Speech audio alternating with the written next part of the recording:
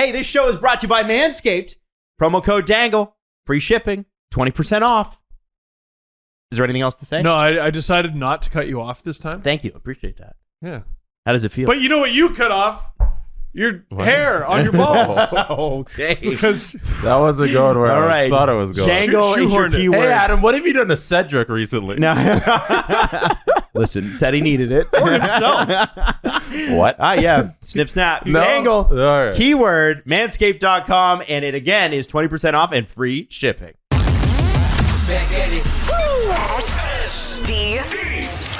SDP, the Steve Dangle Podcast, with your hosts, Steve Dangle, Adam Wilde, and Jesse Blake.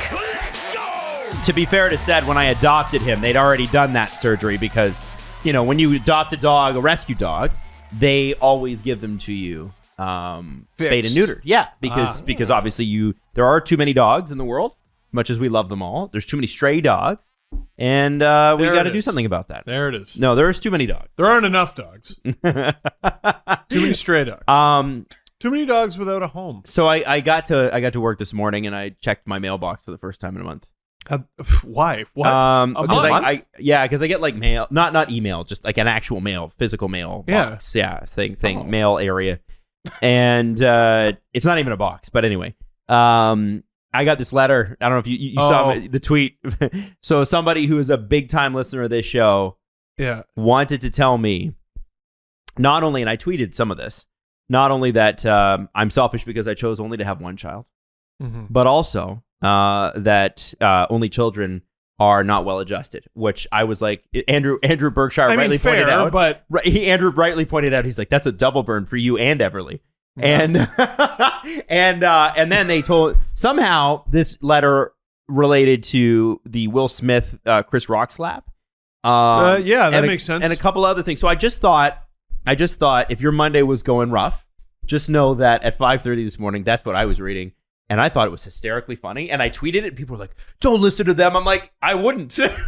Like, I'm okay. It'll be all right. Someone sent you a letter? Like an actual physical letter. Did they write it? It's the California person. Did they write it? Can you fucking stop?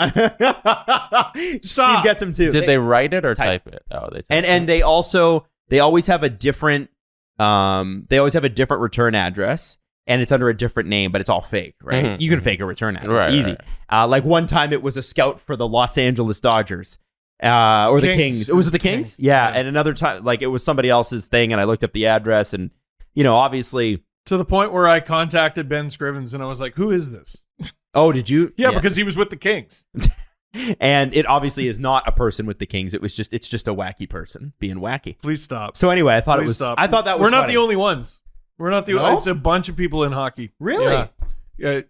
Please stop with your PowerPoint presentations that you mail to us. And that's the thing. Please stop. There's like, okay, so there's like a picture of us on this, and there's like arrows pointing to our faces, and it like the thumbs up, the thumbs down. Okay, yeah, and occasionally it'll have like a sticky note attached too because they forgot to make notes on the notes that they were making. Oh, man. So they made separate notes after they printed out.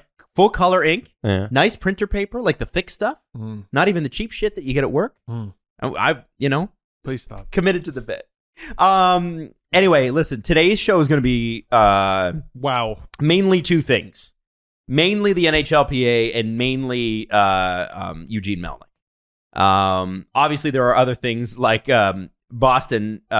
We have confirmation that Boston has an in with the referees. We'll get to that later in the show. But I would like to say this. That's a joke. If you're good at hockey, your name must be Connor. Yeah? You cannot be good at hockey and be named anything else because Connor Bedard just became the first player his age to score 50 goals in the CHL. Man, what a special talent. First overall pick next year. Yes. Man, oh man. Yeah. So, future Coyote Connor Bedard is going to be... you don't know that. Yeah, well, I think it's pretty clear. He's got he finished with 100 points on the season, just 12 behind Arshdeep Bains in Red Deer, who had 112. But you gotta remember, Connor Bedard is quite young, and so you think next year, barring injury, he's going to be the guy. And I just think it's really exciting to watch a talent like that. Does his name have to be Connor though? Because then here's what's going to happen for the next 20 years while he's in the NHL. Now, if I say Connor in context of the NHL, you know who I'm talking about. Connor. You know what I mean? Connor. Yeah. But if Connor Bedard gets in, now we got to specify which Connor we're talking about. And see, like if I say McDavid, it seems like, well, that's his surname, right? So it's a little less personal. If I say Connor, that really brings it in close. You know what I mean? It personalizes it. But now if I say Connor, there's dual Connors, and that's a problem. It's Connor versus Connor for the heart. We're only a few years away. No, it'll be Austin versus Connor. Yeah, you're right. Versus Connor. Well, so things will stay the same. Yeah, It'll be yeah. Austin versus Connor. 3 things. I want to check. I got now on Wednesday. I'm going to check and see where Connor Bedard is in my franchise mode sim. Because I want to see how EA's projected and what his career stats are. So I'm going to check that on Wednesday during our live stream. 2, he's from North Van, so you know he's cool because everyone from North Van is awesome. And 3, 42 penalty minutes. You can't draft him. What a goon! What a goon! Yeah. 42 penalty minutes in WHL at 16. Fucking goon. Sounds What like a goon. Sounds like a dick. Stop gooning it up. Total Wayne dick. Simmons light. Yeah. That's what they call Connor Bedard. Well, Wayne Simmons heavy, perhaps. Based on a tweet based that I on had from last night. your that LFR. people reacted very normally to. All the weights Wayne- you've been running. So let's talk about it. So the Islanders were eliminated. Everybody was like super happy about it. To be honest with you, as a Leaf fan, I want better for us. If we're going to eliminate the Islanders, I at least want it to be in a season where they didn't not play at home for 3 months. You know what I mean? Like, it's not fair what happened to the Islanders. They're clearly a good team. The back half of their season was perfectly fine. They would have made the playoffs. Probably. Sorokin. So people really good. Was very good. But the fight between Wayne Simmons and Ross Johnston, who was a Toronto Maple Leaf organizational member for like 3 seconds, wasn't he? Back in the day? I think you're thinking of Justin Johnston. Oh, okay. Yeah. Right. I thought Ross Johnston was like the hired goon that they had under Put some Lou respect Lamoriello. on his name. He matched his career high of 6 points this season. That's great. Yeah. Good for Ross. He's friggin' huge, though. He is. So tell me why Wayne Simmons is not a heavyweight. Well, because we talk about him like he's a heavyweight, and people were very confused about that term, and I don't know why. Because he will fight the toughest guys in the NHL. Wayne will. All of them. Yes. He will. He'll fight the toughest guys in the NHL because he does not care. But he's not a heavyweight at all. He's 180 pounds. He is 8 pounds heavier than Mitch Marner. That's what he's listed as. He's lighter than Alex Kerfoot. He's lighter than Colin Blackwell. He's a thin dude, and I've really noticed it when the Maple Leafs Instagram, they'll post sometimes of the guys working out. Yes. And you'll see like him next to Willie, and Willie's like, he's Thailander for a reason. Yeah, you know? He is. William Yeah. Thaïlander's a thing. And you see Wayne next to him, like, oh, Wayne's kind of like a relatively like average built guy. But then he puts shin pads on and you don't see it. Right. And he gave up 52 pounds to Ross Johnston. And that's like that's run of the mill for him. Like we could go through his career NHL fight card. Mm-hmm. He's always the smaller guy in a fight. Almost always, at least in terms of weight. And the way I compared it is he's like a welterweight in UFC before weight cut, taking on a light heavyweight before weight cut. So it's like I said, is Glover Teixeira taking on Kamaru Usman? Because everybody knows that. Yeah, well, that's why I pointed at you, because you do know. God damn it. Man, Glover Teixeira is my favorite. Yeah. Listen, I'm only here to represent the people like myself that don't watch UFC Glover regularly. Teixeira could play second base for the Texas Rangers. Definitely could. Damn. He could. He could. Glover, That's a Glover good Teixeira baseball coming name. that's a great baseball Yeah. name. His parents are wrong. They got him into the wrong thing. Wrong sport, idiot. Yeah, way to go. His name is Glover. There's glove in his name. Stupid. No. Put it on his hand. Let him play Okay. second base. Do you know John Jones, Adam? I do know who John Jones is. It's like Mitch Marner fighting John Jones. Okay, that's a big bit of a difference. Yeah, there you go. So Listen, whenever you guys talk about TFC, UFC, I'm happy to sit here and go, I have no idea what's happening here, because there's a portion of our audience who has no idea what's happening here as well. Yep. And people who love it. Totally. People who love it. We've had requests for MMA podcasts. Yeah, and perhaps I shouldn't have even made the comparison because I didn't think I needed to explain it further than Ross Johnston weighs 52 pounds more than Wayne Simmons. So there might be a little bit of a weight difference there. Yeah, you know what's wild is he got a Other than me? misconduct for He got a misconduct for beaking at Patrick Maroon, who weighs even more. He's 238. Ross Johnson's 232. Like, this dude is tough to the point of insanity. And your main point was that he does it all the time. Yes. He does it all the time. Like you said, when you go through his fight resume, it's all these guys who are 50 pounds bigger than him, who are higher. What am I trying to say? Who are taller than him. I don't know what you were trying to say, but I like necessarily it. taller. I because enjoyed he's it. like He's 6'3". is he really? Yeah. So he's a tall guy, but he's given up crazy weight every time they're and the people. I had people in the mentions like, well, the weight doesn't matter. Oh, okay. It matters a little. It matters a lot. Yeah. I mean, tell me you've never fought someone without telling me you've never fought someone. Like, that is like, even on the ice, on your knife shoes, it matters a ton.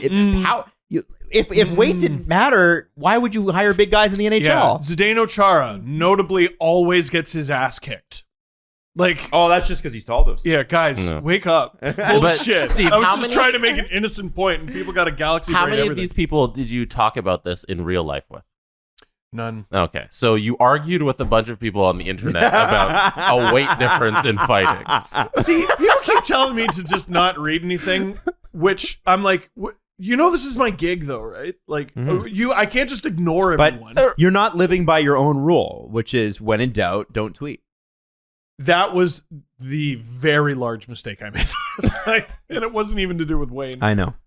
Listen. Hey, whatever they won. The Toronto Maple Leafs, obviously, good game last night against the Islanders. Sort of just another game. No Matthews. Without great, Austin, great without Austin. Mitch Marner matches a career high 94 points. Here's my question, and I want to put this. I want to see how the Philly game goes.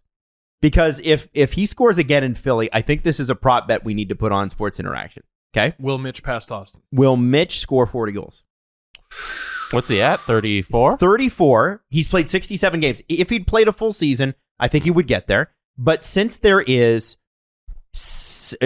played 76 games? Yes. So he's they got have 6 games left. to do it. 6 games to score 6 goals. Can he get 6 goals in the next 6 games? He has done that this season.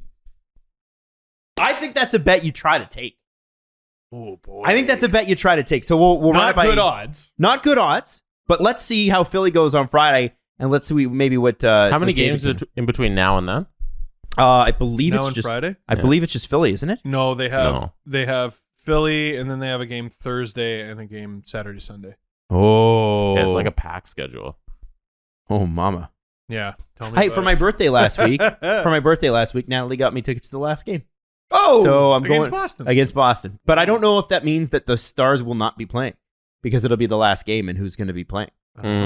It's not quite the NBA, but like expect Matthews to play 18, 15 minutes. Yeah. But if he tweaked his okay, but let's say Matthews, what's he at goals wise now? 65?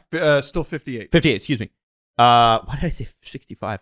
You have dreams. I have dreams. If he is still fighting for that 60 goals, he's going to play. He's got to pull an Ovechkin. He's got to score a hat trick in his second last game. But he's also that it's his last game. Right. And then they scratch him. Okay, fair enough. Yeah. I would sit Matthews entirely. If anything's wrong with him, sit him out. Who cares? Right. Matthews is 58. Yeah. You can hit 60 next year. This playoffs run is so important. Hope you guys like top power play featuring Joey Anderson and Carl Dahlstrom. Oh, that'll be fun. Yeah. Hey, listen, get those guys some time. And you know what? Get them in. Games like that are kind of fun, too, because it's like, I don't even know how these guys play because they've been sitting for so long. So it'll be interesting. You know who looks more. like they could use an NHL contract? Rich Clune. Just No. sign Bring him up Richie call him Clune. up, him and Curtis Douglas. Yeah. Let's all have a very peaceful affair. Who's playing goal? Dickie Clune versus Trent Also Frederick. Rich Clune. Like, who cares? Yeah. That would be fun. I don't Man. think anyone wants to open that door. Okay, before we get to the serious stuff, in all honesty, have you ever met Rich Clune? Great guy. Yeah. Yeah. Great guy. Do you remember when he walked it? Were you there? He was there. Yeah, at Kiss. Yeah, because his aunt is one of the heads at Rogers Sports and Media. That's right. Yeah. And so she brought him in, kind of toured the new studios when they were built. And I remember shaking his hand, and my hand disappeared in his hand. Mm-hmm. Yeah. No, he's an Olympic powerlifter who happens to play hockey. Yes. Yeah. Like his chest could swallow you. Like it's just huge. He's huge. And I said, really looking forward to the Marley season this year or whatever. And he said, well, I'm trying to make the Leafs. And I was like, okay. I said the dumbest thing I've ever said in my life. He could have killed me right there. No, but that's the attitude they all have to have. Of course. And he's a captain for a reason.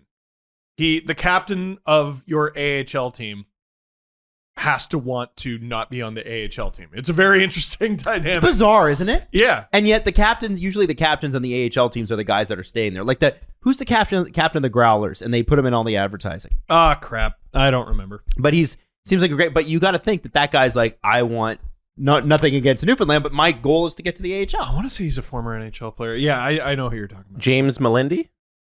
No, well, that wasn't the guy I was thinking of. Anyway. They've had former NHLers on the team.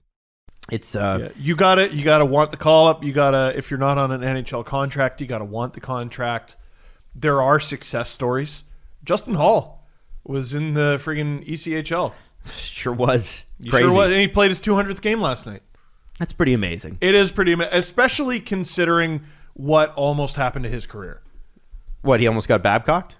He did get Babcock. The dude played 11 games in a season where he was perfectly healthy. And I remember our season preview show for whatever season it was where he broke out. I think it was 1920. And I just remember we were talking about like what the Leafs decor is going to be. And we kept putting Justin Hall in there. And I was like, guys, stop. Stop.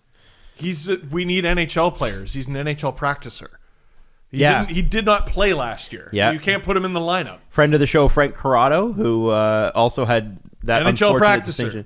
Yeah, which was not fair. I'm glad those days are over, to be honest with you. Yes, me too. You stop holding players hostage. Hey, you started incorporating Magic Spoon in your diet? Part of your morning routine? Listen, you might notice fewer cravings. You might notice more energy, and you might notice you're able to kind of hold over for lunch rather than, snacking in between. Magic Spoon is the place to go. We're talking 0 grams of sugar, 13 to 14 grams of protein, and only 4 net grams of carbs in each serving. It's only 140 calories in each serving. Steve, are you keto? I can be. Well, if you wanted to be, you could. If you were gluten-free. I'm so mad at myself. You could be. I could have said, no, I'm Steve. Oh, boo. Shoot. Grain-free, soy-free, low-carb. Build your own box. Available flavors, including cocoa, fruity frosted, peanut butter, cookies and cream, maple waffle, blueberry, cinnamon, plus the newly reformulated honey nut flavor that will now be added to Magic Spoon's permanent collection. Go to magicspoon.com, promo code SDP to grab a custom bottle of cereal, and make sure to use our promo code SDP at checkout to save $5 off your order. And Magic Spoon is so confident in their product, it's backed by a 100% happiness guarantee, so if you don't like it for any reason, they'll refund your money, no questions asked. Remember, get your next delicious bowl of guilt-free cereal at magicspoon.com/SDP and use the promo code SDP to save $5 off. Thank you, Magic Spoon, for sponsoring this episode. We've learned a lot since becoming our own little company rather than just the show. And the thing about clients is usually they demand instant responses, but now more than ever, businesses are spread thin. And if you're losing leads from visitors to your website or missing calls that could help grow your business, you need to delegate some of those frontline conversations to the best virtual reception service. We're talking about Smith AI. Smith AI provides businesses with award-winning virtual receptionists who handle your calls, your chats, your texts, and unlock new business for you at a fraction of the cost of hiring an in-house staff. Now, if you deal with Steve Dangle on a regular basis like I do, you know that Steve doesn't check his email. Huh? So here's the thing with Steve. I wonder if Smith AI can do this. Can it send you an email and then follow up with you via text to see that you read the email? That I would actually respond then. So the great thing about Smith AI is they integrate with your preferred software, Salesforce, HubSpot, Candidly, Zapier, and thousands more. So even though you're not involved on every call, you're always in the loop. Plus, they have English and Spanish-speaking receptionists that will block spam for free, including annoying sales calls, and they can handle all calls, all after hours and during hours, or you can just do overflow, whatever you want. work uninterrupted, run your business with less stress, and get more leads from your marketing efforts. Smith AI pays for itself and then some with new clients. For their receptionists, they help you win. Never miss another lead, boost revenue, increase your focus at work, and keep staffing costs down. It's simple as forwarding your calls to Smith AI. Plans start at $240 a month, and our listeners will save $100 when you sign up with the promo code SDP at smithai.com. Visit Smith AI to read 5-star reviews and make sure to use our code SDP to save $100 at sign up. Don't let another day go by. Try Smith AI. Okay, so let's talk about the serious stuff here. A lot of reading over the weekend. Yeah, a lot of reading. So we'll start with the NHLPA and Don Fehr. And you have to understand here that if you're going to release bad news, the best time to do it is Friday afternoon. What a crock of shit. The best time to do it, especially in a league that really, I find the NHL does take Friday nights off, even though teams play games. The media takes Friday nights off because Saturday's a big night, and then Sunday's a bit more of a chill night as well, right? And then everything gets back on Monday. Mm-hmm. But as far as information flow, Friday afternoon, things kind of just die, and except for our podcast, which strangely do very well on Fridays. Sure. The Don Fehr NHLPA drop. Apparently, this was a outside report that was done by another group of lawyers that basically investigated if there was anything more that the NHLPA should do, could have done better, needs to do better in the future as it pertains to a situation like Kyle Beach. You have a player who's not quite yet an NHLer. And Kyle Beach was a black ace, and I don't know what the distinction is in the playoffs if you're quote-unquote an NHLer at that point. But I believe the problem was he had not played an NHL game yet, so he was not part of the NHLPA. Of the PA, yeah. As soon as you play the game, then you're a member of the PA. And that doesn't count preseason, by the way. Right. So how does the NHLPA handle a situation like this in the future? Now, they said they were going to drop it, 4 o'clock on Friday afternoon. No, they said they were going to, Pierre LeBrun originally reported it was going to be Friday morning. And then due to a power outage, which apparently there were, because of windstorms. It wasn't untrue. The idea that you can't release a document to the internet in this day and age, like you don't have a battery power, you don't have LTE. My dog ate my scandal. Yeah, it seemed a bit like that. So they waited. So again, it was supposed to come out Friday morning, came out Friday afternoon, like 4:30. And it talks about a few different... And it was out Friday because a vote took place on Thursday amongst all the members of the NHLPA. They decided we're gonna the executive. We're going to release this. We're gonna vote to see if we want to release this report that's just been cleaned up, and they all voted yes. Let's release it, and they said let's do it within 24 hours. And the next day happened to be Good Friday, a day when Canada's not working and the United States is definitely not working. They're definitely not working. Yeah. And reporters aren't around. It's a long weekend. And a lot of people are going to travel. They're traveling to cottages. They're traveling to see family. Come on. It was conveniently timed. We're not stupid. Now we know that as a preamble to this, the NHLPA and the agents met last week. Fehr talked about it on 32 Thoughts, and Don Fehr, I'm not sure if you know this or not, he skipped the question period between the NHLPA and the agents because basically they do these day-long presentations, and Don Fehr then comes up at the end of it, and the way the day traditionally goes is agents have questions for Don, and they ask. And so what happens is Don gets up towards the end of the day and walks out and starts talking to the media.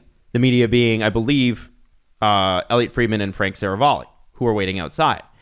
And somebody from the PA comes up and says, "Oh, Don won't be able to answer your questions. He's unfortunately been tied up." The media tied him up. What we understand from Fehr now is that Don came right up to them. Please repeat that.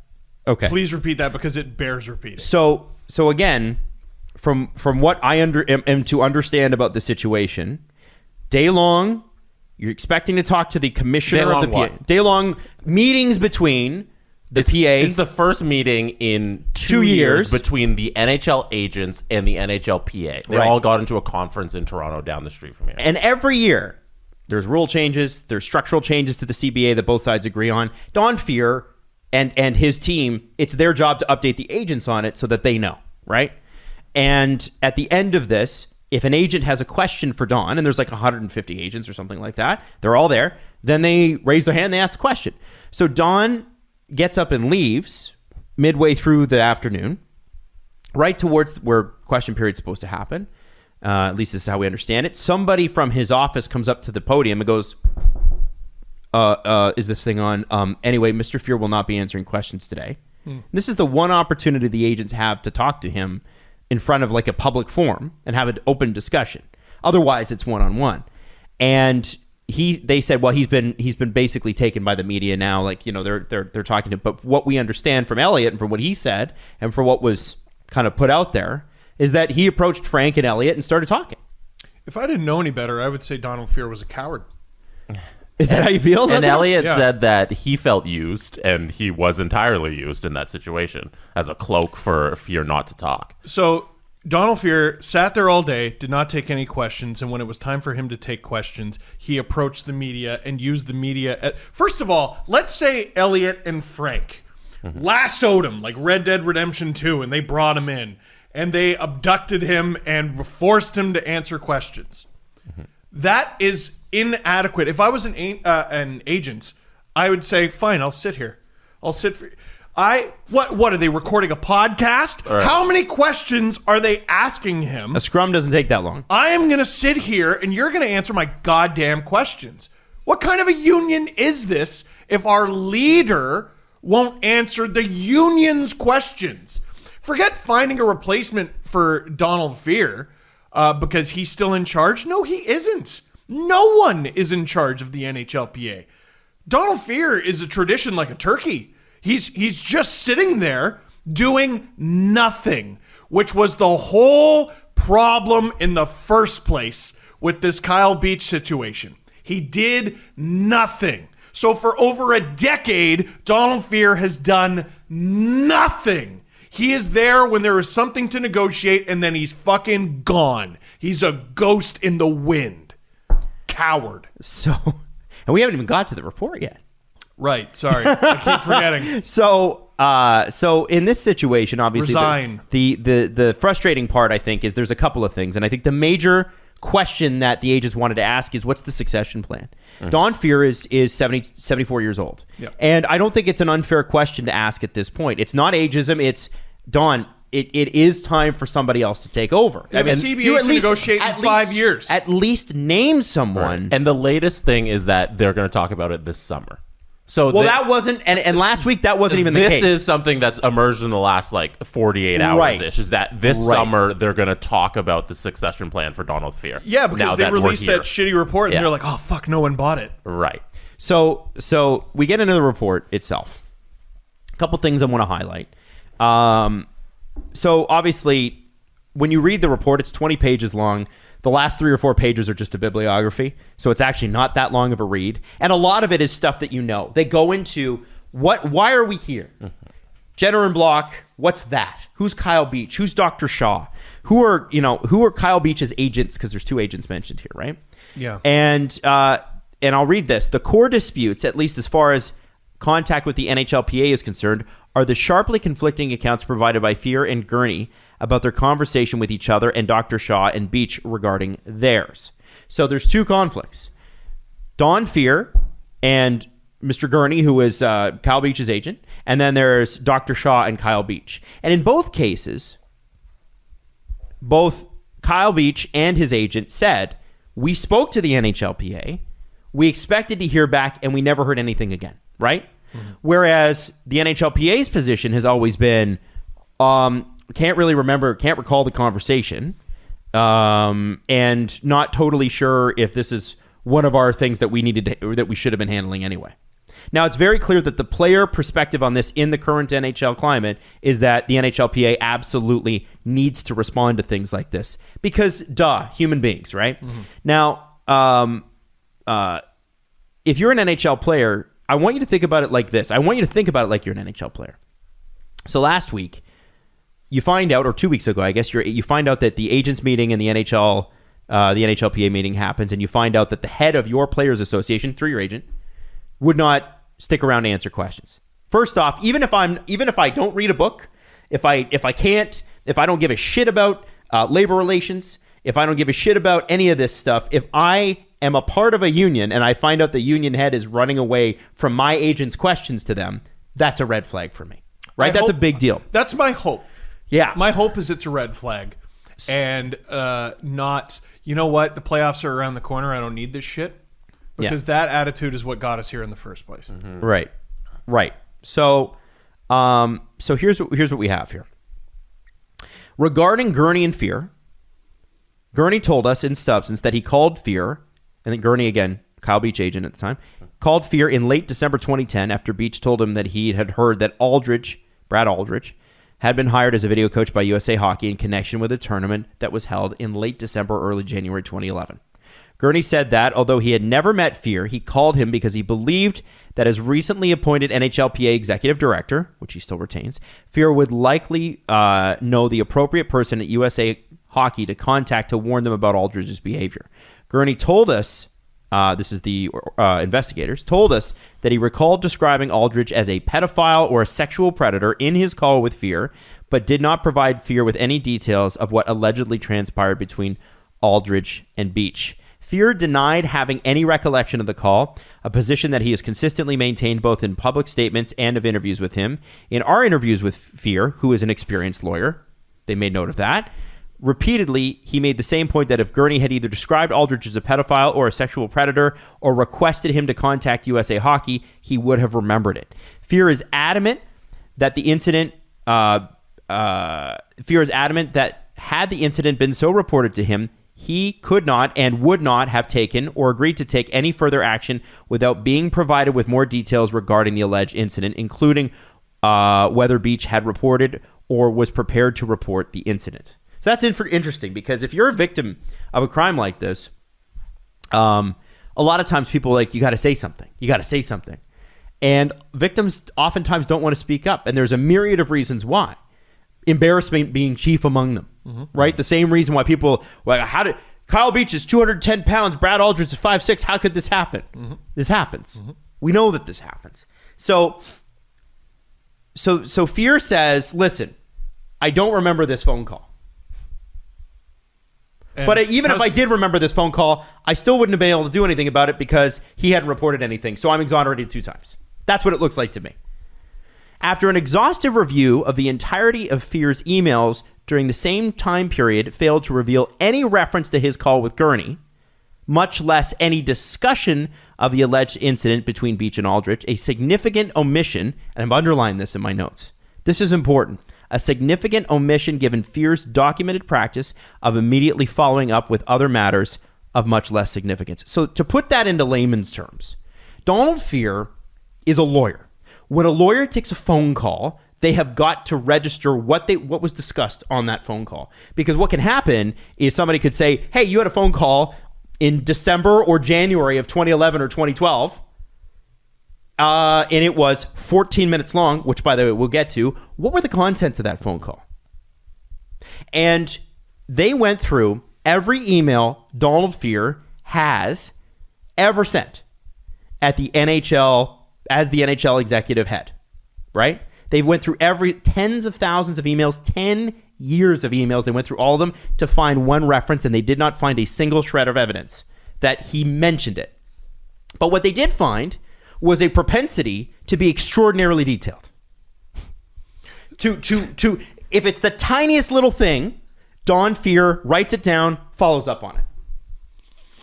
So their position is, well, he keeps very detailed notes. And because he did not have any notes on this, it didn't happen. That's not necessary. That's Fehr's position. That's not the report's. That's not the report's position. And let me, Jesse, I know you want to jump into. Go ahead. Let me just follow that up with this: copies of the NHLPA's phone records and some of Fehr's personal cell phone records from the time in question were found in storage, and upon review, revealed a 14-minute call from Fehr to Resnick within hours of the email being sent. Fehr and Resnick were separately shown all the records, and neither had any recollection of the call. Resnick is another agent. Another agent involved here. Yes. Ultimately, This is where the kind of report sort of. I didn't want to get too in depth because I think you should read it, but obviously I wanted you to come away with sort of the idea of what's happening here. Ultimately, the failure to act on Beach's reports stems from a failure of communication. All parties involved managed to walk away from these interactions under some misapprehension. Gurney and Beach walked away, agent and player walked away from their respective conversations, believing that someone, possibly Fehr or somebody else at the NHLPA or Dr. Shaw, had agreed to take responsibility for contacting USA Hockey. Dr. Shaw thought that the others, either the union or Beach's agent, would address Beach's concerns with USA Hockey, and that he was bound to keep what Beach told him confidential. Resnick believed he was sharing a concern about a coach who was odd, bullying, and inappropriate, but not a sexual abuser, and Fehr and Gurney's differing accounts of how the call went are difficult to reconcile because they are fundamentally incompatible. However, given Fehr's years of experience and training as a lawyer, his failure to recall the conversation or take any further action strongly suggests that, at a minimum, he did not leave the call with the understanding that he had agreed either personally or on behalf of the NHLPA to contact USA Hockey. And in a lawyer sense, you have to look at it like we can't make any assumptions here. So at very least, he walked away not understanding the situation. So as a dumb layman who's not a lawyer, can you explain to my little brain how to interpret that? Because I'm interpreting that as Donald Fehr essentially has immunity here because of his years of experience. Oh yeah, as a lawyer. he's fine. So here it is. You know, usually what a fucking disgrace. Usually your best defense is I don't know. That's Just usually say you the don't best. know. Well, that's what he did say. Mm-hmm. He's repeated that every time. So if you're a practicing lawyer, all you have to do is say I don't know, and you can get away with fucking anything. No, but I think it's the idea is so what they're saying is listen, Donald Fehr, trained lawyer, labor relations, MLBPA. Head of the NHLPA, okay? This guy headed up both of those unions. This guy knows exactly what it is to be a lawyer in this union. You gotta keep track of your calls. You gotta keep all these records. You gotta make sure that everything's professional above board. But in this one instance, he has this 14-minute phone call. He can't recollect. And somebody's saying, this is what I told Don Fehr. And Don Fehr's like, I have no recollection of that. I'd be curious to know if it was common practice for him to keep records of conversations pertaining to players who are not in the NHLPA, which Kyle Beach was not. Well, they're saying that every call. The assumption that I got, what I inferred from the document is that everything he did, he documented, which is what you should do. Yeah, pizza guy. So parents, their conclusion, they said, our conclusion is further supported by the absence of any evidence that Fehr either memorialized the conversation or discussed it with anyone else affiliated with the NHLPA, including his brother Stephen, who is outside counsel to the NHLPA. This departure is completely at odds with Fehr's documented practice of routinely and promptly tasking others to follow up on matters of much less significance. So they're saying this 14-minute phone call that he can't recall is completely out of character for how he normally conducts business based on the tens of thousands of emails they went through. According to who? According to the third-party investigator. But you just quoted his brother? No, I didn't quote his brother. Well, they talked to his brother, who is an outside counsel. And they asked him, like, did Don Fehr talk to you about this? And he said no. Which, I mean... Oh, great. Good. Thanks. So, Big help. A lot of, I think in the report, it also states that, like, nobody remembers hearing about this. Nobody can remember hearing about this, which means he probably didn't talk to anyone about it if he was told or whatever. At very least here, I do think it's odd. Like, if you do everything the same way professionally, there's a system in place, right? And then just this one time you didn't, it's suspicious. For me, the conclusion of the report is that it's very hard to believe Donald Fehr's recollection of the situation. Like, that's all. I came to the conclusion that most likely his tale of the story is untrue in my eyes, and that he has all of the records and the resources to back up his claim that I don't remember, because he's meticulous in these things and he's organized his life in a way that if he wants to erase this and pretend it didn't happen or not have memory of it, he can do that. But I think it's very hard to believe that he did not have this conversation and that he was not told by, I believe it's Resnick who called him. Resnick, yeah. Resnick called him and told him that Aldrich is a pedophile because Resnick said that he used those words in the phone call. And it's hard for me to believe that phone call didn't happen. That's the conclusion I drew from the report. I think it's clear the phone call happened. What's unclear and what we could never according to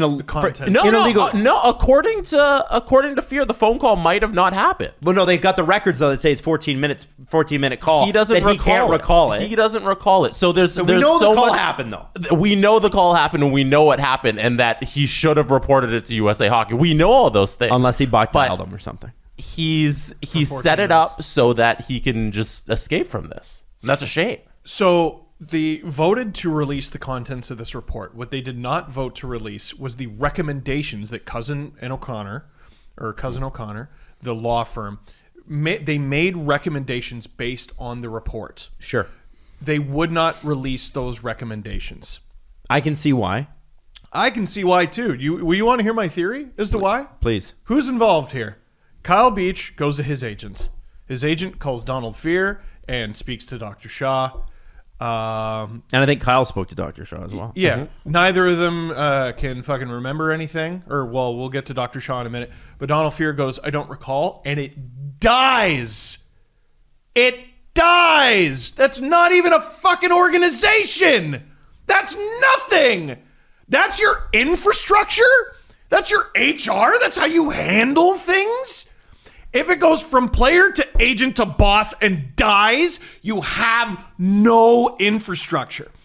What Jenner and Block found with the Chicago Blackhawks is they violated their own HR policy. Mm-hmm. That's a big reason that they were found to be in the wrong. They had a written down, these are the rules for how the Chicago Blackhawks are run. They did not follow those rules, and it led to X, Y, and Z, and people lost their jobs. The NHLPA doesn't have shit. They don't have an infrastructure. So what I'm willing to bet the recommendations from Cousin and O'Connor is, hey, why don't you act like anything? Why don't you act like an actual players union? Why don't you act like an organization? Why don't you act like you're trying to run any sort of thing containing human beings? Why don't you act like adults? I'm willing to bet that was one of the recommendations because the system is set up so that the dude at the top can do whatever he wants, which includes nothing. Mm-hmm. Which I think is often the case. But that's just my theory. Doesn't it look like the Blackhawks wanted nothing to do with this? The NHLPA. It looks like we know the Blackhawks wanted nothing to do with it because what did you find out about? What did you find out about the new revelation with Kyle Beach? Well, so there was another report, and I'm trying to find it. But there was an agent. Sorry, not an agent. There was a reporter who covered the Rockford Ice Hogs at the time of. At the time Kyle Beach was there, and looking back, holy fuck, what a time to cover the Ice Hogs, given what we know about them. Akeem Alou is still waiting for any sort of recognition on what happened with him and everything. But basically, he read through the Jenner and Block report, and I'm trying to find it right now. But he read through the Jenner and Block report, and basically, it jogged his memory for the timeline. The Houghton County Police, where Brad Aldrich was arrested, contacted the Chicago Blackhawks and basically gave them the heads up, hey, a former employee of yours was just caught doing this, and they've been arrested, and we wanted to let you know. The timeline is not 100% clear, but within the week of that phone call, either before or after, and that's the contentious part, and it's vital to the story. The timeline is very suspicious that Kyle Beach was then lent to HV71, a team in Sweden. He had a fantastic offseason. He worked hard. He was in beast mode and was then, here, we're going to lend you to HV71. While Brad Aldrich was in the news, right? Because remember, a big thing with Kyle Beach's story is he did not know Brad Aldrich was arrested until I think it was 2019. That's correct. When I think it was John Doe 2 when that story came out. Yes. and that happened in 2013. So in 2013, the Houghton County Police make an arrest. They inform the Chicago Blackhawks, and at some point very close to that time, the Blackhawks loan Kyle Beach to HV71 in Sweden. He never hears anything. And like a month and a half later, something like that, he comes back. He joins the Blackhawks organization, is a healthy scratch, plays his first game of the season, scores a hat trick. I believe he played the next game, scored another goal, and then was traded to the New York Rangers for Brandon Mashinter, I think it was. So he was out of sight, out of mind, comes back, and gone. Fuck, I hope he got so much money. I hope he got so much goddamn money, and I hope that's why Bill Wirtz blew his top at that little fit that he had. We're not going to talk about the past. We're not going to talk about the past. Yeah, super stoked that you're one of the executive owners of the league that I friggin' cheer for and have hitched my wagon to, you absolute disgrace of a human being. So here it is, sorry, from Chris. It's from Chris Block. That whole thing was just because you were looking for what the report. But also he believes it. Yeah. It's just a little side. Yeah. Chris, here. You got it? I sent it to the both of you. So it's from thethirdmanin.com, written by Chris Block, who used to cover the Rockford Ice Hogs. Okay. And he cited page 64 and 65 of the Jenner and Block report. Can we include that in the link descriptions? Do you think that's okay? Here, you want me to read the excerpt that he cited from the Jenner and Block? Yeah, no, report? I'm just saying, can we include it so people care and want to read it? Sure. In September 2013, the director of human resources of the Chicago Blackhawks, that's me adding that, was contacted by the Houghton, Michigan Police Department. A detective stated that the police were investigating Aldrich because Aldrich was suspected in a criminal sexual assault. So I made a mistake. I said he was arrested. They were investigating. The director of human resources recalled the detective telling her the police heard there were hang-ups with males affiliated with the Blackhawks. The director of human resources recalled telling the Houghton detective that Aldrich had resigned, but she could not provide more details over the phone. The director of human resources further recalled that she told the detective that, if served with a subpoena, she would cooperate. The director of human resources stated that she did not recall hearing from the detective again.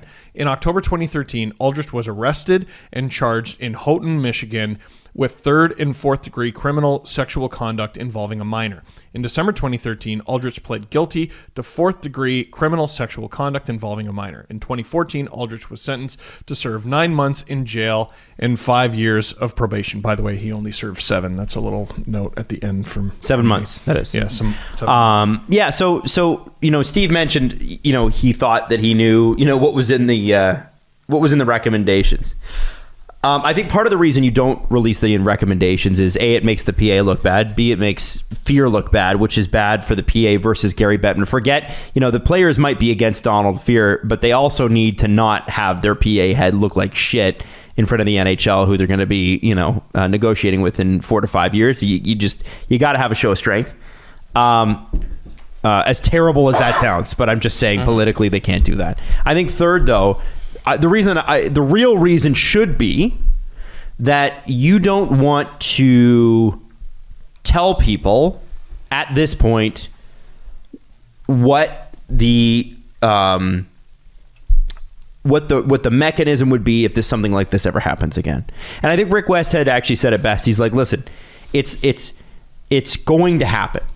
It is going to happen. We don't want it to happen. We want to reduce occurrences of it happening, but it will happen again. Of course. So the next time it happens, what's the protocol? Right. And if you reveal the protocol, it can put potential victims at risk, number one. Now, number two, I do think that wherever this ends up going, the PA will have to tell its players, hey, if you're ever sexually assaulted, here's what you do. And tell the agents, hey, here, if your client ever claims this and says this happened to them, here's what you do. So that will eventually get out. But I think the other thing is that if their recommendations don't fit with where leadership at the PA wants to go, and they've released them, then the public's going to ask why. And so if you don't release this, the public can't hold you accountable. And frankly, I would be curious to know how many of the NHL players playing currently get to know exactly what that report says too. Is it just the executive, or is it everybody? Emailed to everybody? Yeah. Was it emailed there? Because if it was, and you guys know this, the NHL, the walls talk. We would know like in 12 hours. It would be a report on Sportsnet. We know that. So I think there's a lot of nefarious reasons why this isn't coming out, but I don't think they want to be held to account. And I think if you're looking for proof of them not wanting to be held to account, look at what Donald Fehr pulled a week and a half ago at the agents meeting. And like, how wasn't everyone screaming bloody murder about that? Oh, I think they might have been. I just don't think they were screaming bloody murder to the public. I'm skeptical because Rick Westhead tweeted, hearing of divide among NHL players over report on NHLPA executive Donald Fehr. Some say Fehr exonerated, others angry over his I have no recollection responses. Will be interesting to watch whether Fehr, 73, he's wrong, he's 74, is allowed to influence search for his successor as he plots an exit. So I said, what I responded was, I read this as some NHL players have no critical thinking skills, but others do. And you responded very maturely with your next tweet. That's hitting him hard. Dude, okay. Tell me if this is not... Are you going to read the poop one? Yep. Okay. Tell me if you think this is a good comparison or not. Poop, poop, magoo. NHL player 1. This is a bucket of ice cream because the label on the bucket says ice cream. Player 2. If you open the bucket, you'll see this is a bucket of shit. Player 1. The label says ice cream. Player 2, yes, it does, but if you open the bucket, you'll see it's full of shit. It was very good. So the report, no, he didn't know. He didn't know. But if you read the fucking thing, there's more questions than answers in that one. So here's my prediction. They're talking about this quote-unquote succession plan. Like, hey, we're going to bring somebody in, and over the course of 3 years, they're going to take over. Don Fehr would be 77. If the succession plan is done properly, you want somebody as the deputy head for like 3 years. I don't think Donald Fehr's got that long, guys. No. I think Donald Fehr will be gone probably by the beginning of next season. Now, you could say, well, that's unfair. Bettman didn't go. Yep, I would agree with that. Bettman was extended. Bettman was extended. He signed his extension, we found out. Roughly around the time of the investigation. December. No, not around the time. It was right as the results were given. The conclusion of the conclusion of the investigation. The next meeting the GMs had, they signed him to, not GMs, owners had. They signed him to a 5-year extension. That was not publicly reported, but that is out there now. Yeah, while we were all being like, oh, I wonder if this is the end of Gary Bettman, the NHL's owners extended him half a decade. Yeah. League's going places. And I don't think anybody disagrees with you about Donald Fehr because it's not even the pressure from the beach situation that's ousting him right now. Mm-hmm. It's everything else, It's his run the last couple of years, and I think everybody's just kind of tired of it, and this is kind of the final push. Yeah. So I don't think he lasts to the end of 2022. No, sure. I don't think so either. I think, they talk about succession plan. I'm saying there's going to be an immediate. I feel like there has to be an immediate move here. And frankly. What do you know about Don Fehr? Like my impression of what, and I despite Steve, you're going to roll your eyes at me here, but I thought that what Keith Olbermann talked about with Marvin Miller on the Agent Provocateur podcast when he was on, Marvin Miller being the MLBPA head who got them free agency, who got that union really going. I sort of long for the days of PA heads, NHLPA heads. It sounds like a schoolyard insult, PA head. Mm-hmm. I long for the days when they were outspoken, when they were rah union. And here's the other thing is that I know that in the NBA, star players are involved with the union. Mm-hmm. I know that in the NHL, star players could give a hoot about the union. Oh. It doesn't mean that they're not appreciating that it's there, but Chris Paul was like the head of the like one of the heads at the NBA for like year, and Chris Paul is fabulously wealthy, never has to work again, still plays, and an extremely talented player who could have just focused on the game. But what did he do? What did LeBron do? They all show up. They're all rah owner, and what we're not rah owner. They're all rah union. And to be honest with you, from what I've heard, from what we've seen, here's what do you want to hear a funny story? Sure. So I read, because we were getting ready for the Ken Dryden interview, the reason I keep referencing the Steve Montador book that he wrote is because I read it. And he talks about, this is separate, but it makes sense. He talks about in the last lockout, like the almost full year lockout in 2012, Steve Montador being one of the guys the media was talking to.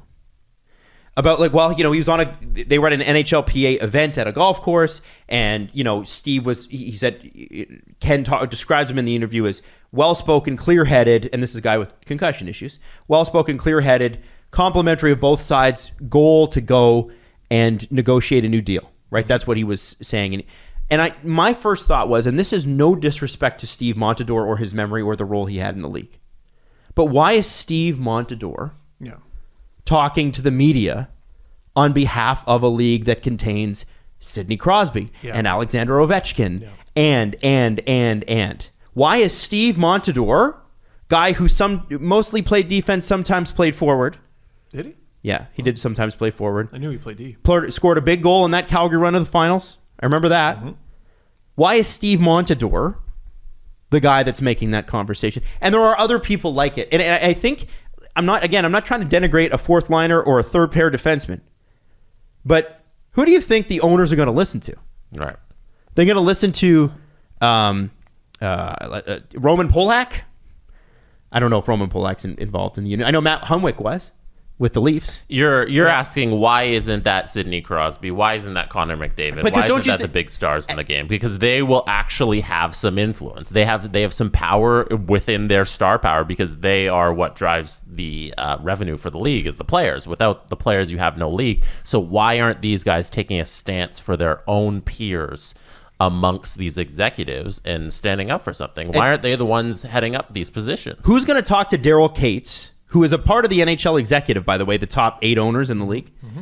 Who's going to talk to Daryl Cates and get through to him better than Connor McDavid? You don't have a team without Connor. That's your business. Yeah. Who's going to talk to Larry? Let's say Bell Rogers and Larry Tannenbaum better than Austin Matthews and Mitch Marner. Mm-hmm. Who's going to chat with James Dolan? Mm-hmm. Wild man that he is. Who's going to talk to him?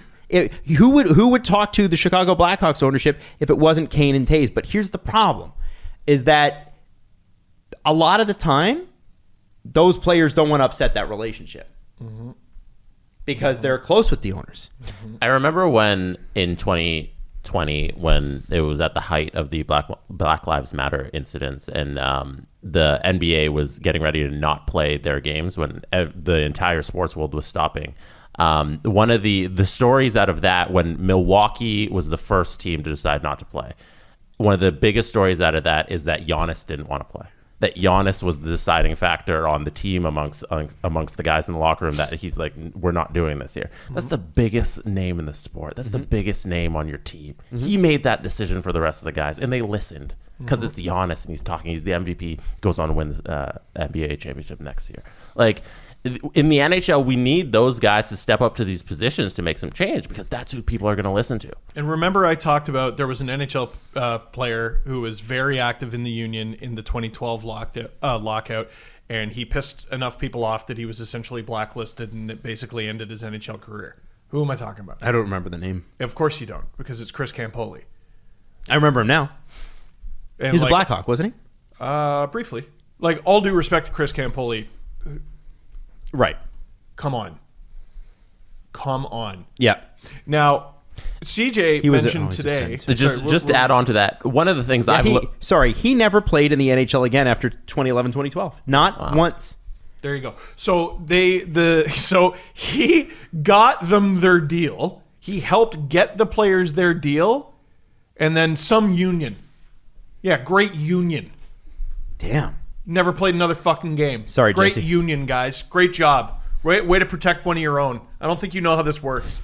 Adam, who did you and Alan have on to talk about the 93 lockout, the one that happened at the end of the season? Glenn Healy. When you guys had Glenn It was the 91 lockout, I think, by 91? the way. 91? Yes, okay. Yeah. Sorry, I had the years. No, it's all... No, what doesn't matter. Early 90s. Go. Sorry. That lockout, what pushed it over, what got the NHLPA their rights to all of their likenesses was the big stars joining in the lockout. That was Gretzky and Lemieux saying, we are doing this together. We can make way more money on our own because they could sell their own rights personally for as much money as they wanted. Mm-hmm. And they came in and they said, we're doing this as a union. When Healy got Wayne to join in the lockout, like that's what pushed it over. Like that's what did it. It was Wayne Gretzky's likeness that they were holding hostage. Gretzky was the first player to make $1 million, and he continued to make more and more. And rather than sit back and be fat and happy with that fact, he fought to get his fellow players more money.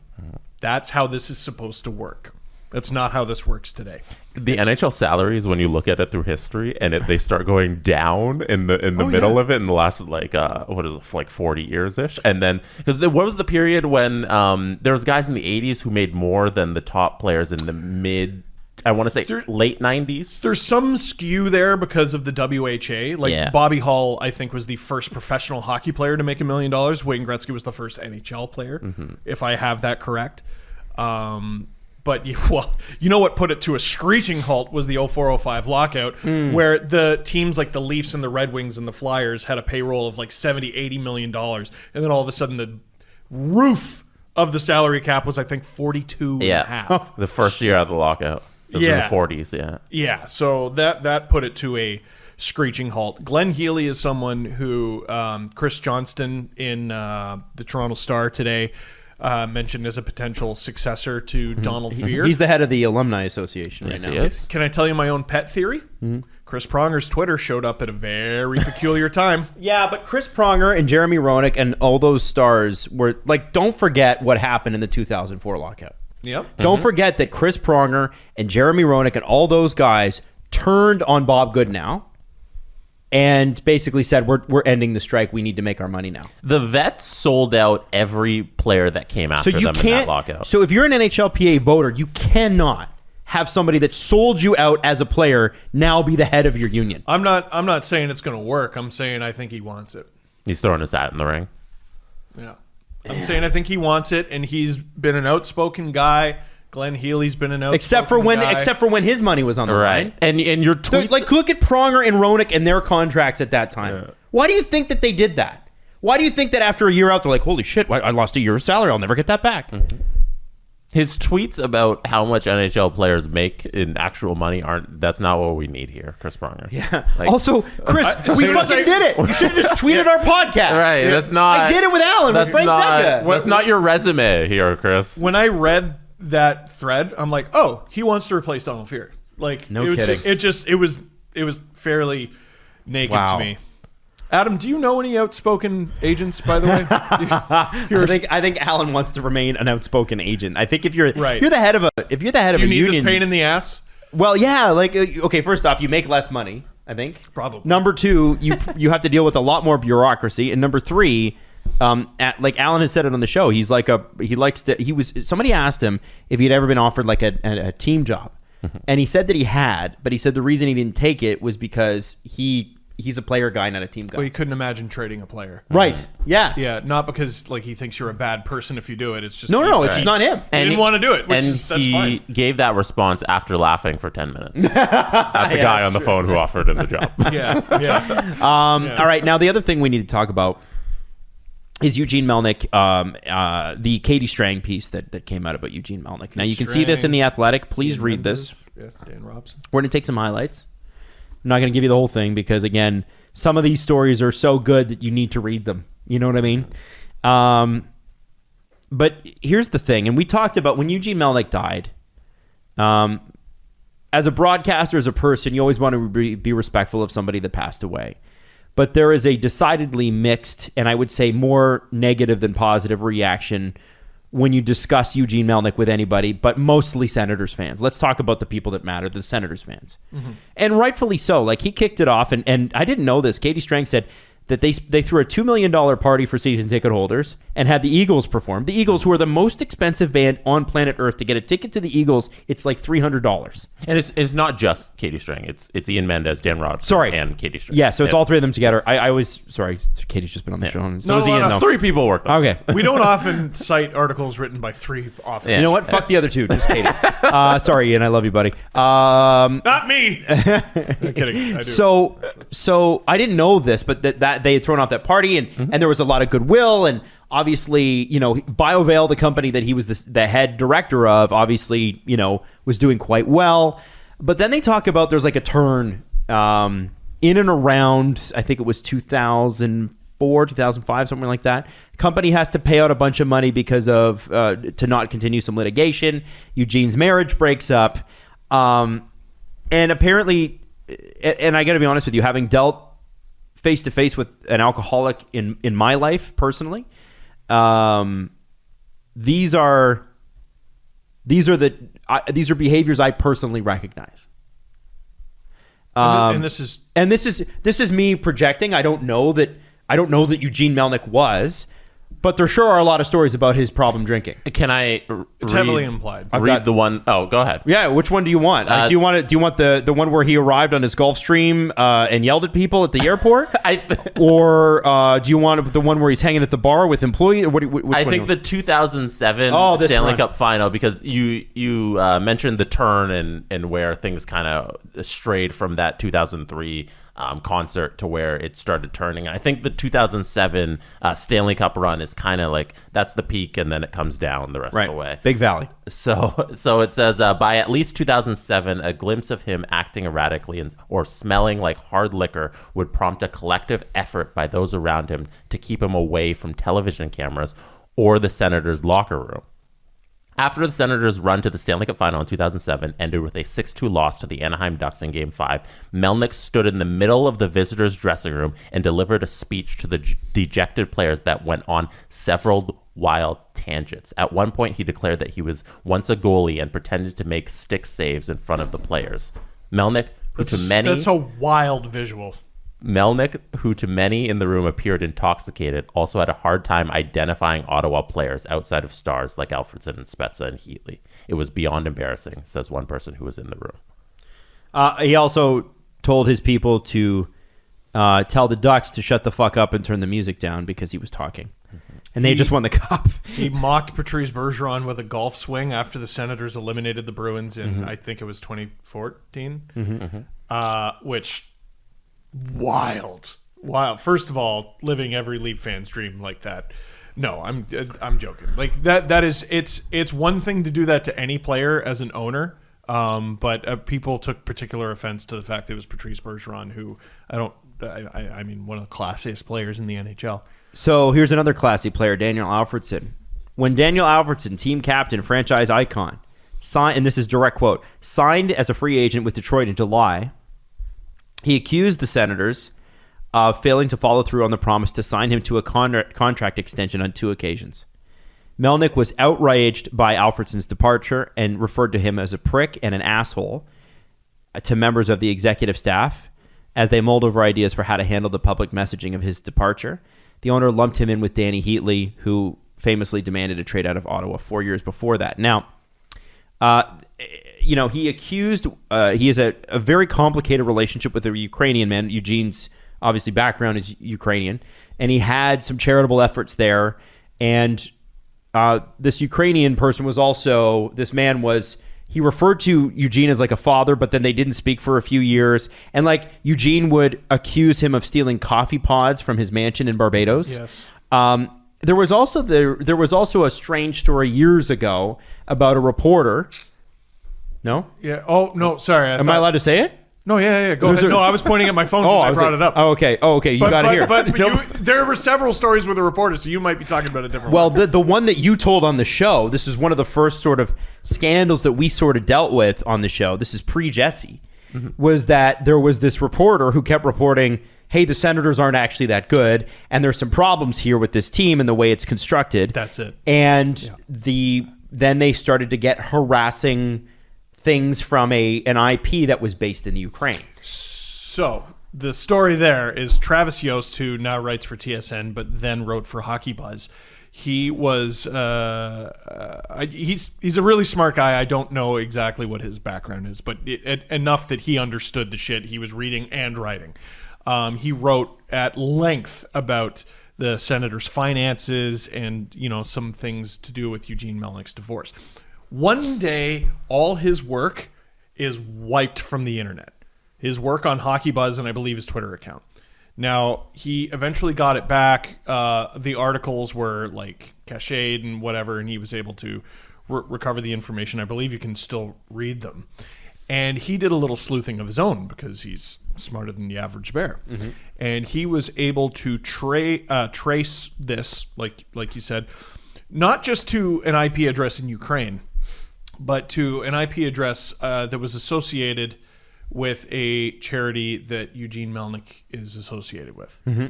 So it was Mitch Brule on Twitter said, maybe not connected at all, but Melnyk took that Ukrainian guy under his wing around the same time Travis Yost got hacked and wiped off the internet for a little while.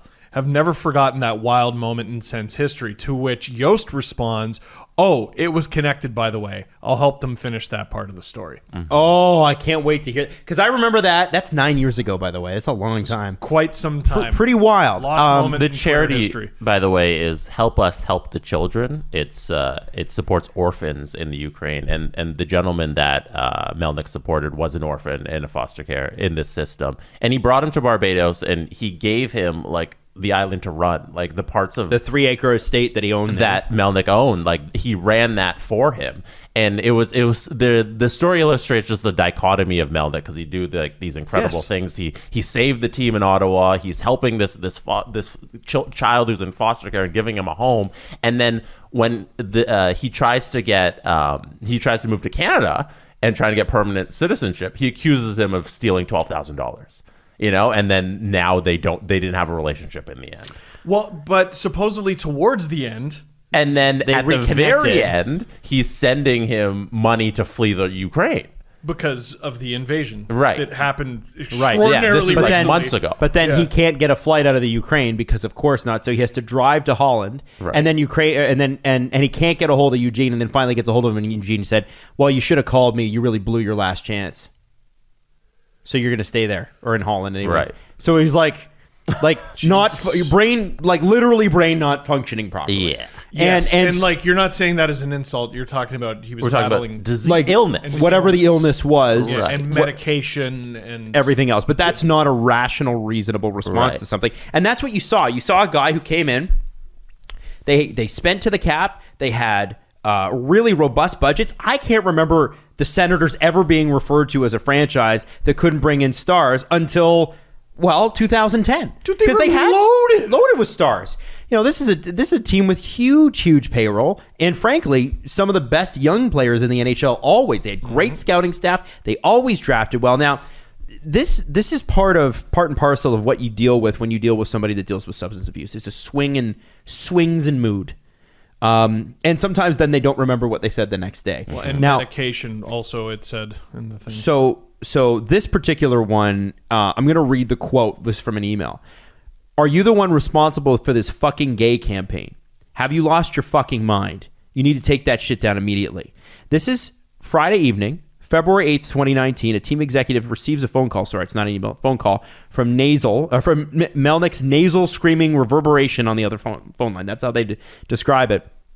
He was incensed at a marketing campaign with the slogan "Love is Love," which you guys remember. Yes. And it included still images of same-sex couples embracing and kissing, and been used to promote an upcoming Senators game on the Hockey is for Everyone night. The campaign was designed to celebrate diversity and inclusion and connect with members of the Ottawa community previously left out of the organization's outreach efforts. And then he said, Melnyk sneered at the images and derided the campaign. We are the laughingstock of the NHL right now. And he lumped it in with previous marketing efforts involving pet rescue missions.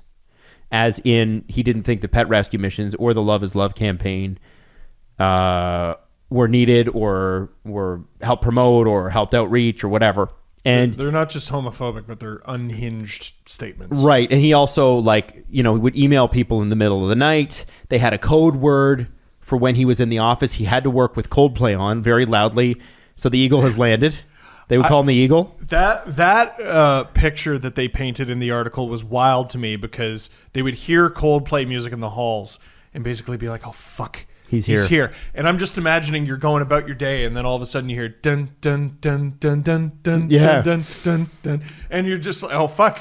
Eugene's here. Yeah. That was the wildest thing to me is you hear the dulcet tones of Coldplay and you know your day's about to be off. It shocks me that anything got done over there. Oh, man. That they were able to run the Sens and that all of this was known, I guess, in hockey circles is kind of what I'm deducing from this. A lot of people who were commenting on the story, media people, they kind of understood what was going on behind the scenes in Ottawa. And it's crazy to me that it was being run like this for so long.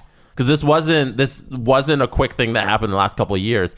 He's been on this tirade for at least half a decade, probably a little bit more than that, probably a full decade if you go back to like 2007. It just shocks me that the Ottawa Senators have been running this organization. And there was criticism. Think about what Brian Murray had to go through. Really the most successful GM they've ever had. Yeah. Well, and like he was sort of known as the Eugene Whisperer, right? Like he would keep him basically at bay. And there was some criticism when it came to the timing of the article. Some people saying this should have been released a long time ago. I agree. Because we knew these stories. But also the Ottawa Senators themselves, when approached for a statement, said that the release of this after his death was opportunistic and inappropriate.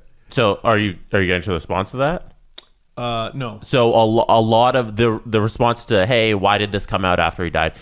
Most people who were willing to voice their stories for the piece said that they weren't willing to talk while he was alive. Mm-hmm. Because there were stark incidences like in that Love is Love campaign where people were fired later on for what they previously did because Melnyk held a grudge against everybody who crossed him. Yeah. So a lot of these stories, we don't have them if Eugene is still here because those people wouldn't have jobs. Right. And you know what? I mean, I understand the opportunistic nature of like what I understand what the Senators are doing PR wise is what I'm trying to say.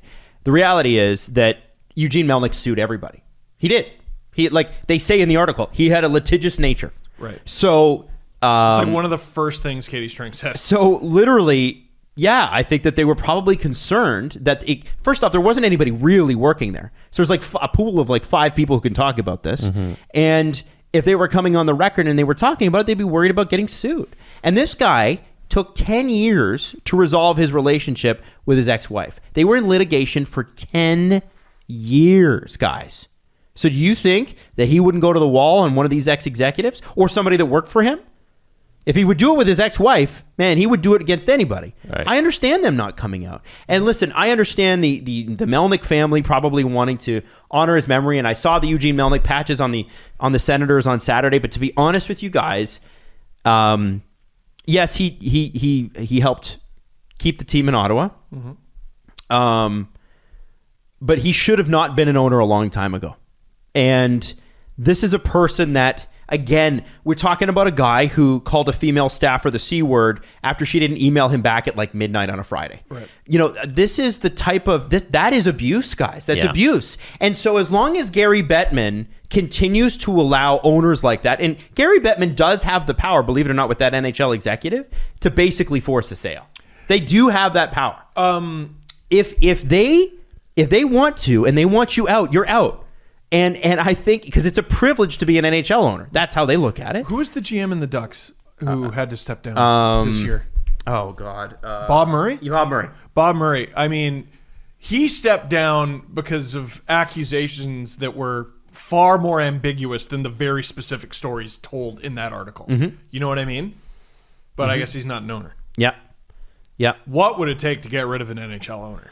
Well, it wouldn't. This is the thing, and I think here's the thing. Gary probably had a good little handle on Eugene. Mm-hmm. The problem is that Gary didn't have a handle on how Eugene treated people. And as long as owners like this are allowed to exist in the NHL, it damages the brand. They talk about an outside in this article, they talk about basically another company came in and said, what's the Senators brand in the community? And they said, first off, Eugene's brand is bigger now than the Senators brand. It's extraordinarily negative.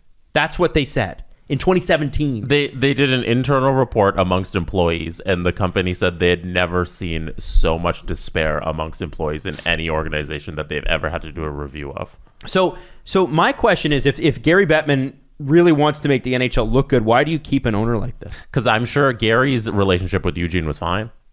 I'm sure there was... But you think Gary didn't know? I mean, like Tom Anselmi comes in and he's the... Tom Anselmi, who used to run the Leafs and Raptors, goes to Ottawa to run the Senators. And you think after 8 months being there, Tom Anselmi resigns because he's like, I can't handle this shit. Do you not... If you're Gary Bettman, do you not call Tom Anselmi and say, hey, Tom, what happened?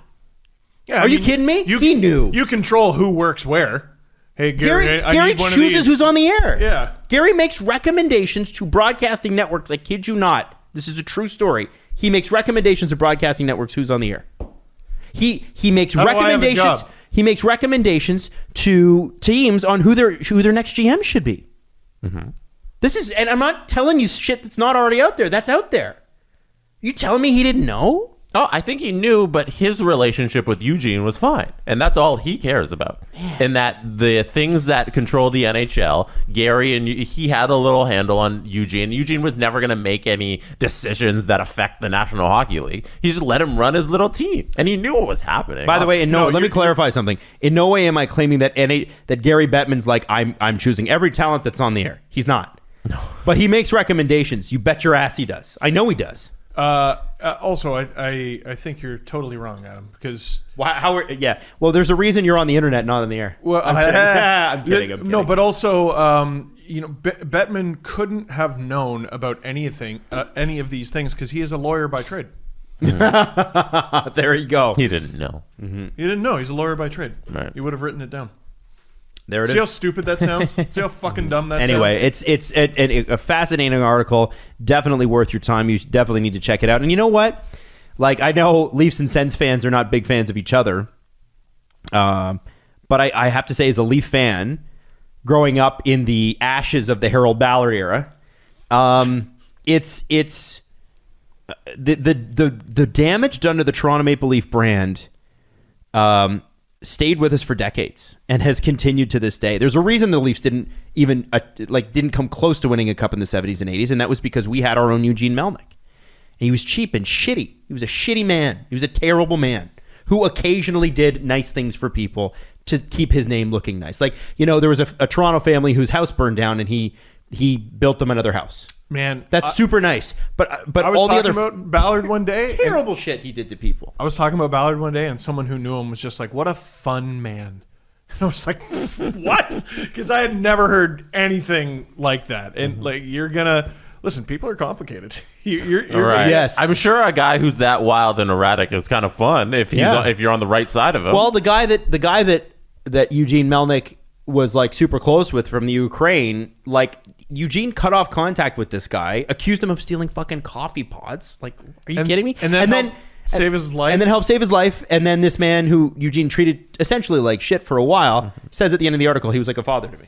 And, Erik Karlsson saying the time is nigh for change. And then Melnyk sends him flowers. And Daniel Alfredsson is in some ways, to use a Leaf comparison, their Dave Keon. Yeah. You know what I mean? That in terms of things that need to be done with the Ottawa Senators that aren't on the ice, repairing that fence needs enormous. to be. I mean, you probably should look at getting a new arena, but in terms of not something that'll cost $1 billion or so, repairing that fence should be priority one. Yeah. I think I understand the criticism of people being like, "Oh, the family is grieving. It's not appropriate to release the article." But I think The Athletic did the right thing in getting this information out there, because when somebody dies, you take a look at how they live their lives, and I think we needed an actual portrayal of Eugene Melnyk, and this is what we get here in this piece. And it it would be a disservice if we didn't have this and we just went about our business with the team just in their new second act. I see 4 options: release it while he's sick. Can't do that. Release it shortly after he's died. Release it long after he's died. Don't release it. Well, also, I think that, again, you couldn't have released it while he was sick because nobody was going to talk. Yeah, they don't have the peace if he's here. And there's that. And so that. I think the other thing, too, this is really telling. One of the vendors who worked with the Senators to supply them whatever got an invoice from 2019 that they've been fighting to get paid. They got it paid immediately upon, once he was gone, the Senators paid all their outstanding invoices. So a lot of times it seems like he was just fucking around to fuck around, and that doesn't seem like a rational thing to do. And you wonder what drinking and pills and everything else, be they pills that you get on from the supermarket, pharmacy, or pills that you get on the street. I don't know. But it's just not. This is somebody who was not thinking straight. Right. Because it was a kidney transplant, I believe. Is that what? Liver transplant, sorry. And when he's going through his divorce that you were talking about, Adam, they use an email that he sent to his ex-wife to illustrate what he was going through with the medication that he was taking for that treatment. Because he sends her an email, it's unhinged, it's aggressive, and then he emails back and he's like, "Don't use this. I don't know what's happening to me when they have me all in all of this stuff." Oh man. He emails that back to her, and they have that in the piece. And he was on a lot of medication for all of the illnesses that he had.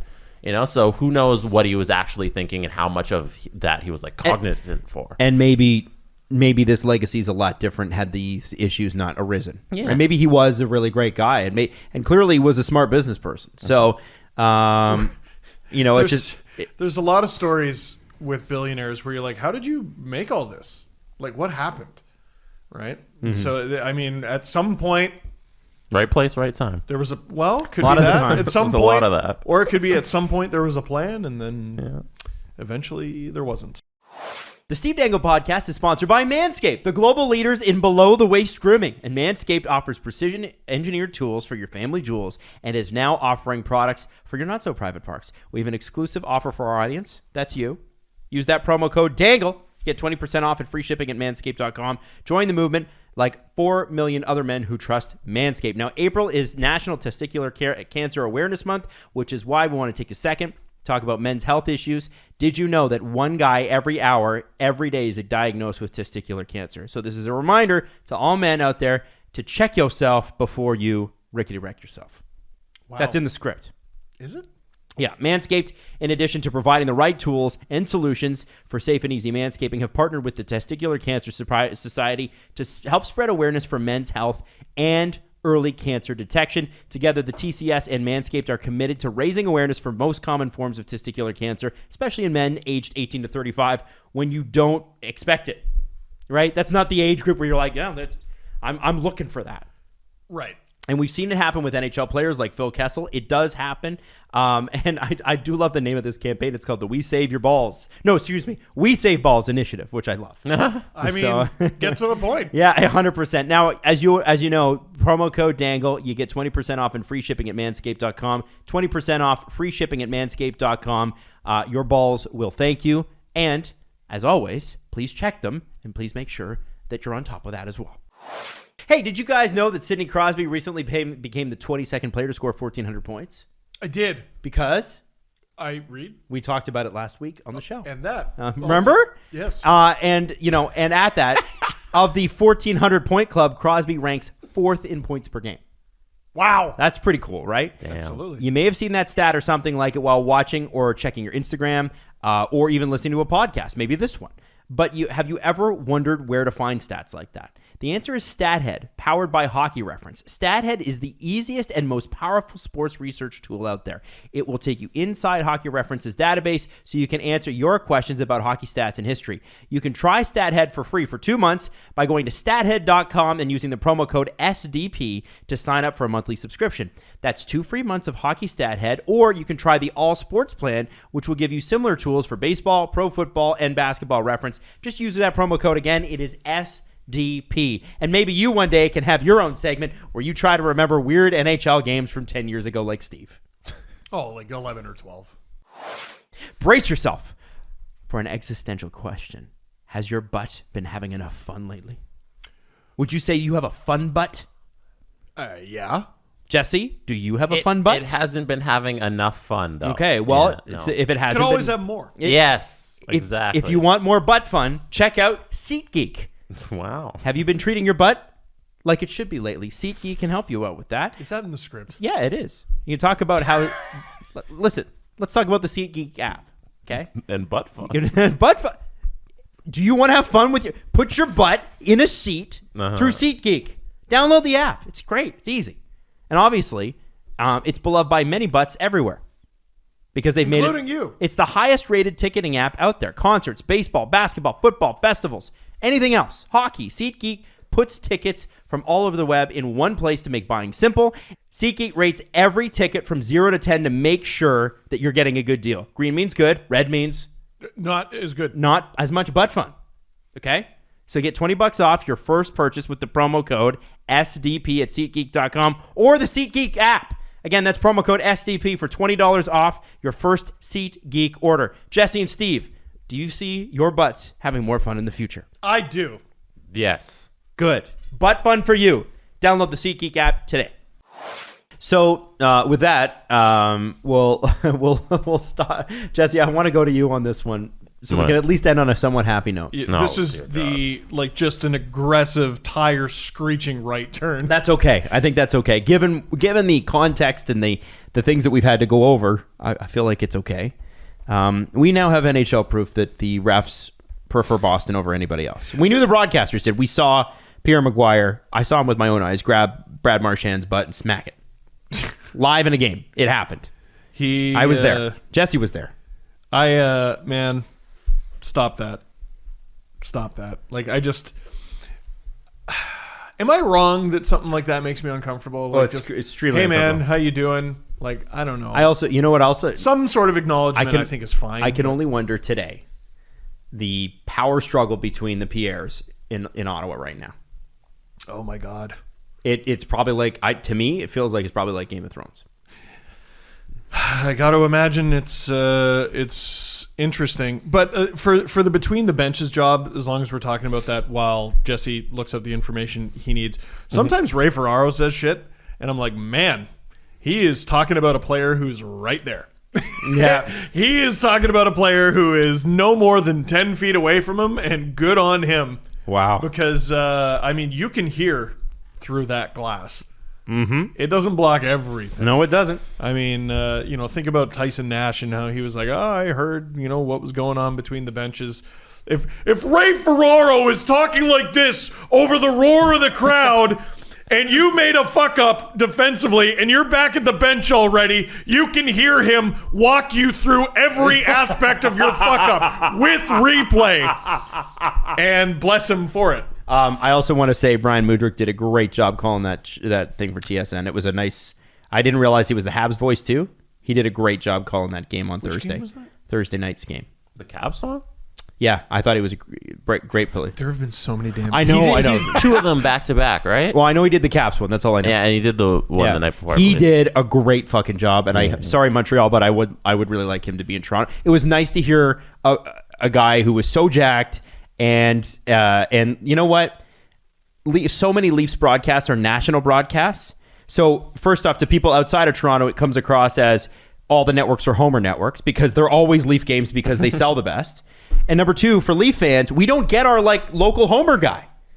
We don't get, Joe. Listening to Joe Bowen in the car, I was on the way to Niagara. Listening to Joe Bowen in the car, I'm like, I fucking miss this. Yeah, and it's nothing against the national guys. No, they're doing a job. Like, there is a huge difference between watching the Bruins on NESN or ESPN. ESPN, right? And but is that not the way it should be? Yes, but I feel like locally we deserve that. Yeah. Do you I want? think we need to go return a little bit to why can't a Leaf fan be doing Leaf fan broadcasts? Yeah. Do you want the guy who goes, wow, the Bruins, what a comeback? Or do you want someone talking about daggers and dragons and shit? Man, Boston does it great. Yeah. The NHL, they're doing their broadcast wrong because they should have the national broadcast and the local broadcast. Like the option. You should have, when they have the Toronto broadcast on Sportsnet, it should be the local one, and then they have the national broadcast. So if there's a big game in the NBA and it's on TNT, that's a national broadcast. They still have the local broadcast. Jack Armstrong's still on TSN doing a local broadcast, even though the game's on ABC. But you know, if there's an ABC game and Mike Breen's calling that one, there's still a national broadcast and there's a local broadcast. Why in Canada do we not have a national broadcast as well as a local TV broadcast? Maybe show that on Sportsnet Ontario, and then your national broadcast can be CBC. It's very expensive. It is very expensive. Spend the money. How much spend it. How much is Wealthsimple paying you for the crypto integration in the hockey night? Okay. A lot. Okay, I do not work in the sales department. They don't even let me on television, Jesse, so I don't know. Take 2% of that and make 2 broadcasts. Make me happy. All right. This is what I want to talk about. The Boston Bruins and the Ottawa Senators played 3 nights ago. This is one of the wildest clips I've ever seen. Curtis Lazar is trying to work the puck around the boards. Lazar of the Bruins. Lazar of the Boston Bruins. The Bruins. Ottawa is up 3-2 with 8 minutes to go. In the third. In the third period. 8 minutes to go in the game. Lazar's trying to send the puck around the boards, behind the back of the net, his own net, to the player who's on the other side of the net to get the puck. The puck hits the referee, Corey Servette, I think his name is. Servette. Corey. It's an easy name to pronounce. I'll stick with Corey. Hits Corey. Puck stops where the ref is. Which sucks. It's at his feet. Yeah, that if sucks. you're the Bruins, that sucks, but the ref is part of play. It sucks. It hits him. So instead of just letting the puck sit there, and the Ottawa player would have picked up the puck, and instead of the play being Lazar sending the puck around to the Bruins player, it would have been an Ottawa player picking up the puck right in front of the net with a scoring chance. Corey decides to kick the puck over to where it would have been. So he kicks it over to the Bruins player. He goes, "Oh, let me kick it over there." And then the play continues. That's one of the craziest. So that's insane. How did this game end? So the results of this game, it ended 3-2 for Ottawa. So this play did not have an impact on the outcome of the game. Thank God, because someone like me would be screaming bloody murder. You know who would be screaming bloody murder? Tampa. Tampa is battling tooth and nail with Boston right now. Not that the Leafs are out of that race either, but they're fighting. Listen, if you're the Bruins or the Lightning, who do you want to play in the first round more than the Leafs?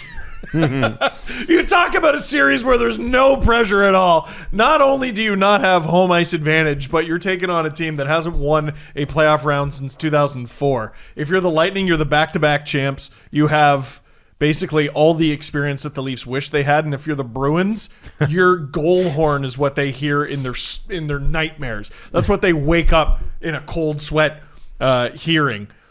That's mind-blowing. How don't you blow the play dead? Right. How don't you go, sorry, I temporarily lost my mind. The whistle is here in the Bruin zone. Drop it in the neutral zone. Like, have a face-off, like maybe at center ice or something. Like, you've tampered with play at this point. Yes. You're not a part of the game. The rest of the 8 minutes and 15 seconds of that game is invalid. Right.